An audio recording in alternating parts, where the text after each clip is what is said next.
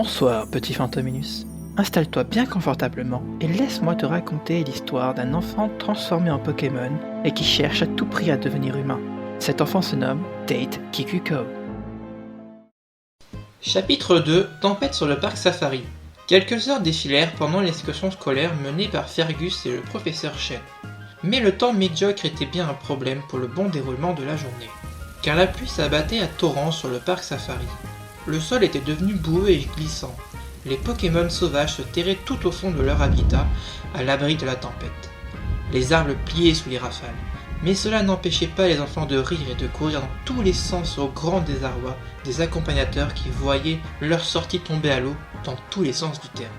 Mais le plus contrarié de tous devant ce mauvais temps était le professeur Chen, qui voulait faire une démonstration de capture devant tous ses élèves. Mais aucun Pokémon ne montra le bout de son nez à cause des trompes d'eau qui s'abattaient sur eux. Malheureusement pour Fergus, la capture de Pokémon était le cadet de ses soucis. Car il remarqua vite avec une très grande inquiétude que des enfants manquaient à l'appel. Il se tourna alors en panique vers le professeur Chen qui était en train de se plaindre ouvertement du temps qu'il faisait devant tout le monde. « Je ne comprends pas, nous ne trouvons aucun. Il y a bien pourtant des Pokémon qui aiment la pluie. » Grinça-t-il devant une surveillante qui n'avait aucune patience et qui souffla de désespération. « Ils aiment peut-être la pluie, mais en revanche les tempêtes, j'en doute. Il y a des Pokémon qui aiment la tempête, comme le Léviator. » Réagit alors vivement le professeur. « Et vous comptez faire une démonstration de capture de Léviator devant les enfants ?» pesta la surveillante. D'un geste, Fergus interrompit la discussion houleuse sur la météo de ses deux collègues. Puis, il leur parla d'une voix grave. « Votre séance de capture de Léviator au cœur d'un ouragan attendra. J'ai l'impression qu'il manque des enfants. » La surveillante tira d'une grimace en réalisant qu'il avait raison. « On devrait prévenir l'agent Jenny. Seuls dans ce parc avec ce temps, ils sont en danger !» dit-elle sous le regard perplexe du professeur Chen. « On devrait se séparer en deux groupes. L'un resterait sous une tente à l'abri avec les enfants et appellerait les secours. L'autre irait à la recherche des enfants manquants, » proposa le professeur Chen. Fergus approuva son idée. « Faisons comme ça, alors. »« Il manque qui, d'ailleurs » demanda la surveillante. « Il manque deux fillettes. Le professeur Chen et moi allons partir à la recherche des petites avec nos Pokémon. Toi et les deux autres surveillants installez une tente et gardez les enfants à l'abri jusqu'à notre retour, » répondit Fergus dans un ordre. Puis il partit, suivi de près par son collègue le professeur Chen, sous le regard préoccupé de tous. Tate regardait son père avec inquiétude. Il tenta de le rejoindre, mais la surveillance le stoppa dans son élan et l'attrapa par la main. « Papa !»« Ça ira, mon petit, ça ira !» fit-elle d'une voix douce. Quelques pas plus loin, à la recherche des deux enfants perdus, Fergus décida d'appeler un de ses Pokémon à la rescousse. Il libéra un Tauros, un énorme Pokémon semblable à un taureau avec trois queues. Il était fougueux et semblait très bien entraîné au combat. Il fut imité par le professeur Chen qui libéra son Arcanin. Arcanin était un gros chien de feu à la fourrure tigrée, le Pokémon idéal pour flairer une piste. Il n'aimait pas du tout la pluie torrentielle qui tombait à cause de son type feu, mais il semblait lui aussi si fort que la pluie ne le gênait finalement pas tant que ça. « Arcanin, essaye de sentir la piste, nous cherchons deux petites filles qui se sont égarées », ordonna le professeur. « Je suis inquiet, Sam, il y a de grandes étendues d'eau sur le parc.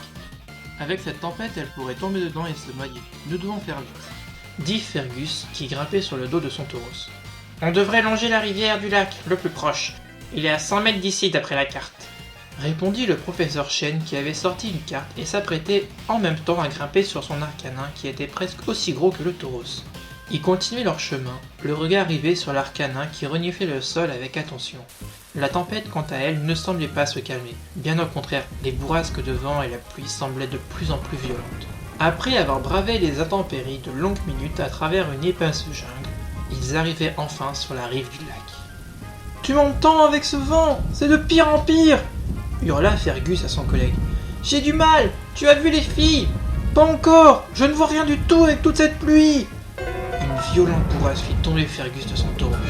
Le Pokémon surpris et effrayé exécuta une ruade et partit au galop vers la jungle derrière eux. « C'est pas vrai !» grommela Fergus qui s'était retrouvé le cul par terre dans la panique.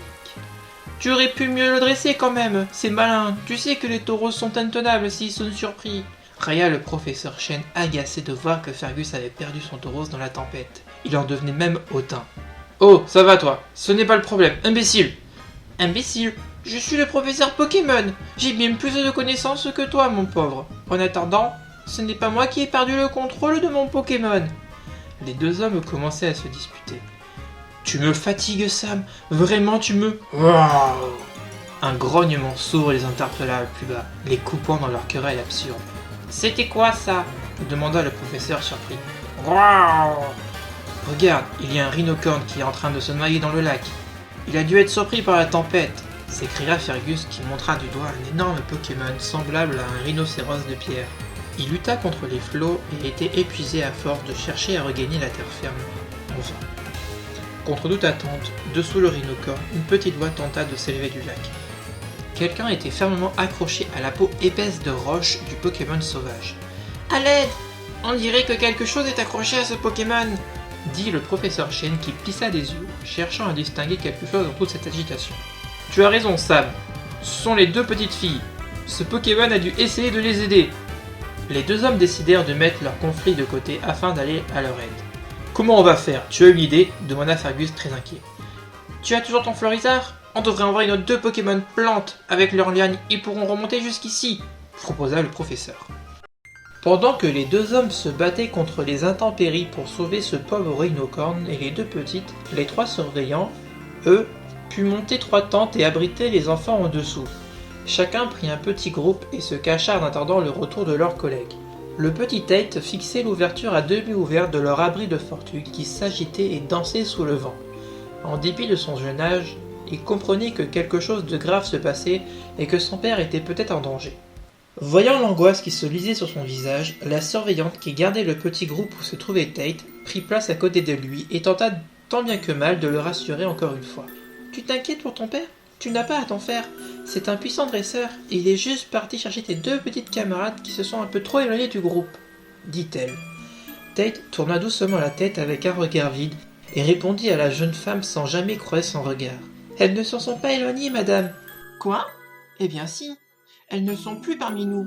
Elles doivent être perdues dans le parc. » balbuta la surveillante très étonnée par sa réponse. « Elles se sont pas éloignées, madame. Elles l'ont juste suivi. »« Suivi qui? » ?»« Je ne te suis pas, Tate, » dit la surveillante qui fronça ses sourcils et ne comprenait pas de quoi il parlait. « Le grand Pokémon qui ressemble à une personne. Il les a pris par la main et les a emmenés avec lui pour visiter le parc. Madame, elles ont dit qu'elles allaient revenir vite, » fit Tate de façon très monotone. « Nous n'avons vu aucun Pokémon qui ressemble à un humain, Tate, » répondit d'une voix mélangée entre la surprise et l'inquiétude la jeune surveillante. « Ce gosse me fait flipper, » se disait-elle en son fort intérieur. Soudain, les rires des petites filles éclatèrent non loin des tentes. Les trois surveillants les reconnurent immédiatement. C'étaient les rires des deux petites qui avaient disparu. « Ah, elles sont revenues! Quel soulagement !» fit la surveillante qui se leva précipitamment et qui s'empressa de sortir aussitôt pour aller à leur rencontre. Ils trouvaient effectivement les deux petites seules devant les tentes. Elles ne faisaient pas attention au reste du groupe ni aux accompagnateurs et chantaient une étrange comptine à propos d'un Pokémon de type Psy. « Monsieur Kitkuto et le professeur Chen ne sont pas avec vous ?» questionna alors la surveillante avec une pointe d'anxiété dans la voix. Mais les fillettes continuent de chanter. Toute la nuit, viens, n'aie pas peur, tu verras, je serai pour toujours ton ami.